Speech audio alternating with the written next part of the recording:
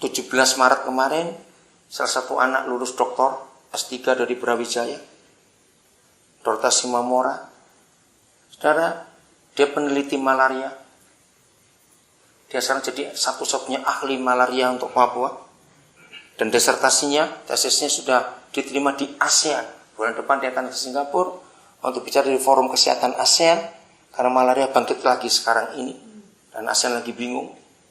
Nah, saya beri motivasi dia, kamu harus maju. Pasti bisa.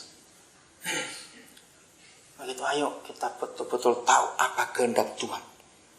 Dan di situ kita akan berjalan. Bagian terakhir, Bilangan pasal yang ke-9, ayat yang ke-15. Pada hari didirikan kemah suci, kita ingat pengajaran Om Damaris, bicara kemah suci adalah hidup kita, bukan? Nah, berarti itu hidup kita. Pada hari didirikan kemah suci adalah hidup kita, maka awan itu menutupi kemah suci. Dan itulah Roh Kudus harus menguasai hidup kita, kemah hukum Tuhan. Dan pada waktu malam sampai pagi, awan itu ada di atas kemah suci, kelihatan seperti api, jadi heater dan jadi penerang karena gelap.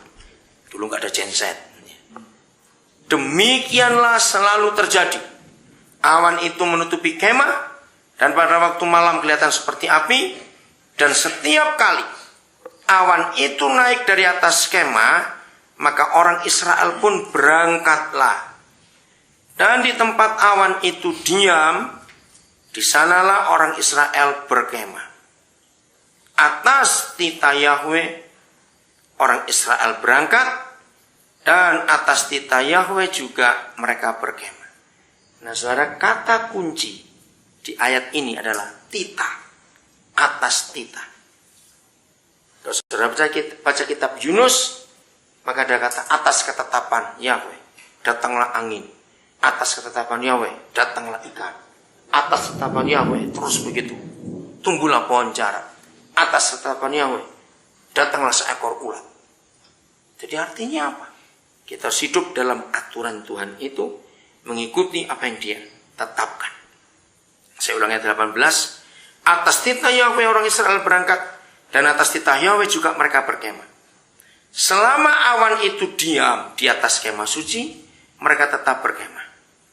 Apabila awan itu lama tinggal di atas kemah suci, maka orang Israel memelihara kewajibannya kepada Yahweh dan tidaklah mereka berangkat. Ada kalanya, nah ini yang menarik.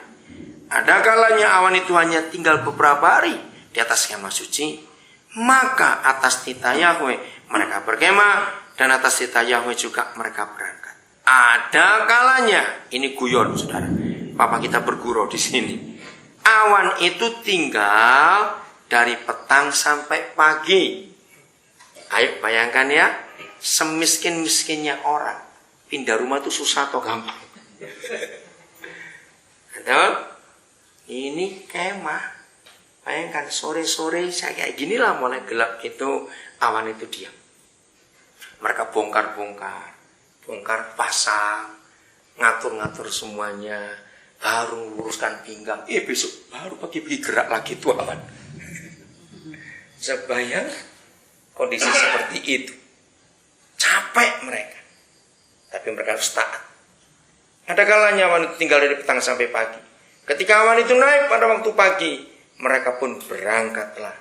Baik pada waktu siang, baik pada waktu malam, apabila awan itu naik. Nah, dengar, malam itu bisa jam 8, bisa jam 12, bisa jam 2.